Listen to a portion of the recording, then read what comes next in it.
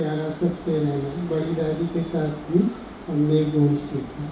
तो आज आप सबको मिलने का चांस मिला। दीदी ने भी बहुत समय दिया, सबका बहुत बहुत थैंक्स।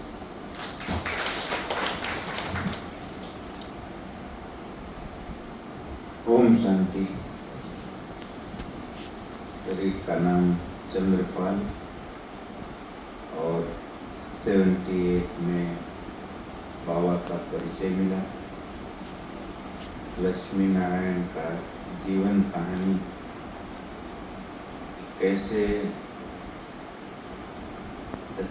यही विश्व के महाराजन थे, बचपन तरीके सीखा और उतरते उतरते इस हालत में आ गए।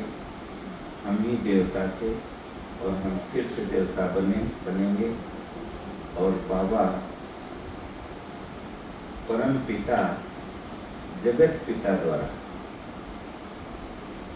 वैसा जीवन बनाने के लिए आए हैं। तो ये बहुत अच्छा लगा। उससे पहले भी 5-6 महीना पहले से थोड़ा वैराग्य जैसा आ रहा था। एक बार घर से भी निकले कि जाके कहीं सन्यासी हरिद्वार वगैरह कहीं जाएं, फिर वापस आ गए। उसके 6 मास के बाद बाबा का परिचय मिला। तब से लगातार बाबा की मुरली ज्ञान सुन रहे हैं। और 1981 यहाँ दिल्ली में ही में लाल किला मैदान में मेला था, यहाँ आए थे थोड़े दिन के लिए और यहाँ से ही मधुबन गए। तब से बाबा की सेवा में मधुबन में रह रहे हैं। और मैंने अपने जीवन में एक विशेष रखा है ध्यान कि बड़ों का किसी भी प्रकार से मेरे द्वारा उनको कोई संकल्प न चाहिए, कुछ भी हो। और अपने जीवन को भी कैसी भी परिस्थिति या कोई बात भी आती, संगठन में रहते हैं तो अपना भी समय जो है श्वास और संकल्प इतना कम व्यर्थ जाए, उसको बचिए। संगम पर सबसे बड़े खजाने यही हैं, समय, श्वास और संकल्प।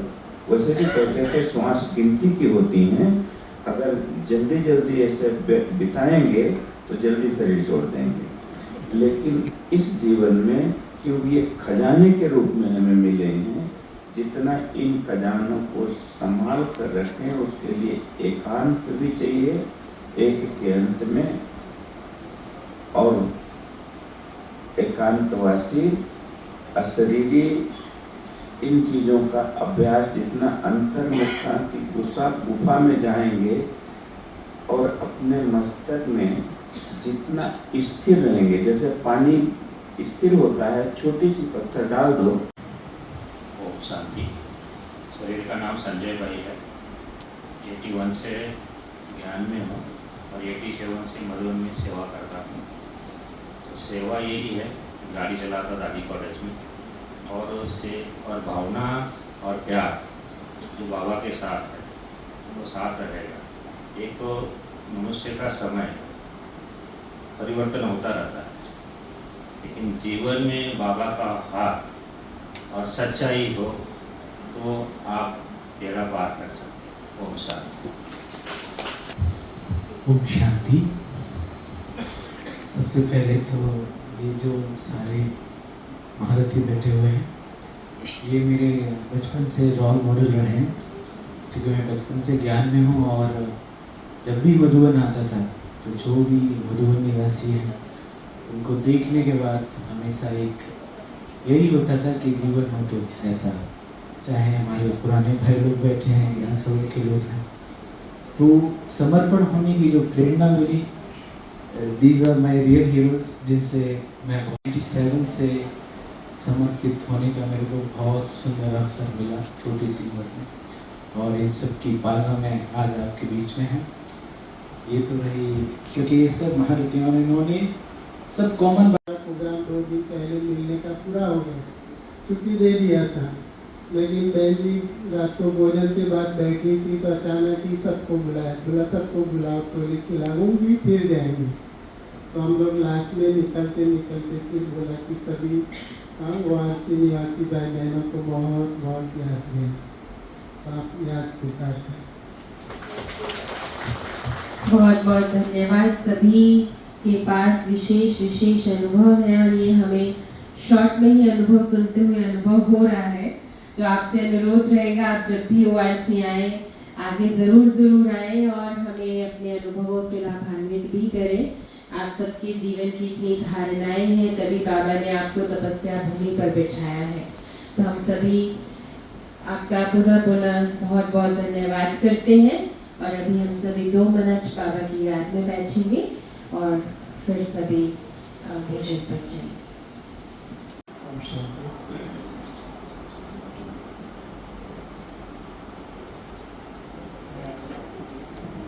67 से बाबा का बना, मार्च 67। ज्ञानी दादी अम्बाला कैंप में होते थे, राधे बहन सिंधी दादियाँ थी दोनों, उनके द्वारा मुझे ज्ञान मिला। तो मुझे अतीत की बातें याद आती शुरू की कि उस समय साकार बाबा की मुरली हम सुनते थे सेंटर्स पर, और नेचुरली उस दिन सेम डे तो नहीं सुन पाएंगे, फिर पोस्ट होगी मुरली। तो उस समय मुझे याद है कि 15 या 20 दिन का गैप के बाद बाबा की मुरली सुनते थे, सेंटर पर आते थे। गोविंद भाई बैठे, इनको याद होगा, उस समय टीचर्स ने ये तय किया हुआ था कि जो भी आज की डेट है तो 20 दिन के बाद हम मुरली सुनेंगे। तो वो सौभाग्य प्राप्त हुआ और सचमुच मुरली के पीछे हम 40 किलोमीटर डेली, 35-40 किलोमीटर डेली मुरली सुनने चोरी जाते थे अपने गांव से जलंधर में। तो वो भी एक विशेष बाबा साकार में उस समय बहुत विचित्र अजीब किस्म के अनुभव कराते थे। रात को जैसे बैठ करके ध्यान कहें, विजुलाइजेशन कहें, तो परिवार के लोग चोरी छिप कर भी देखते थे। दूसरा बहुत अच्छे साकार बाबा के मम्मा के अनुभव होते थे, क्योंकि उस समय दादियों का इतना परिचय नहीं था। तो मुझे याद है कि सेंटर पर हर बृहस्पतिवार में भोग लगता था और रास मंडल होता था। बहनें जो हैं वो जैसे मुरली सुनते हुए या योग करते हुए ध्यान में चली जाती थी। तो आजकल तो वो देखने को नहीं मिलता। बहुत जैसे एक लगन वाली उस समय की वो आत्माएं थी, मुझे याद है। तो हमें बहुत अच्छा लगता था, बहुत ही जैसे अतीन्द्रिय सुख की प्राप्ति जैसे होती थी। मुरली जैसे हम माथे पर लगाते थे, आज बाबा क्या बोलेंगे, आज बाबा के मनोवाक्य क्या होंगे। तो अभी भी कहीं पुराने मकान में हमारे कुछ पुरानी उस समय की मुरलियाँ पड़ी होंगी। तो सचमुच वो दिन बहुत अजीब थे। और विशेष बात ये रहती थी कि जो भी बाबा का बच्चा बनता था, मैं हमेशा सुनता था कि दुनिया खिलाफ हो जाती थी उसके, और परंतु उसमें इतनी शक्ति होती थी, उसका सामना भी करते थे। हमारे गांव में बहनें दूर से प्रदर्शनी लेके आती थी, तो उनसे झगड़ा कर लेती थी, प्रदर्शनी उठा देती थी। तो जैसे एक पूरे शहर में मैं एक तरफ, शहर एक तरफ, परंतु बाबा का जो अंदर का जो रस, अंदर की जो शक्ति जो फील होती थी, उससे हम चलते थे। तो कर्ण करावन हाथ की स्थिति के अनुभव उस समय के बहुत हैं। मेरा शरीर का नाम महेंद्र भाई है। मैं 21 ईयर्स चंडीगढ़ में एज PA स्पीकर पहले काम किया। फिर बाबा उस समय मेरा अभी ये सम्मान रहता था कि मैं PA टू गॉड हूँ। हम सभी बाबा के बच्चे PA टू गॉड हैं। यही, इससे ऊपर बढ़कर कुछ भी नहीं। उसकी जो कर्तव्य है उसमें मददगार हम बनते हैं, पर्सनल असिस्टेंट बनते हैं। भाइयों का स्वागत करने के लिए मैं आमंत्रित करती हूँ ORC की टीम को। हमारे वरिष्ठ भाई भीम भाई जी, राजेंद्र भाई, ORC की बहनें, आप सभी का बहुत बहुत सम्मान है, अभिनंदन है, ORC परिवार में अभिनंदन है।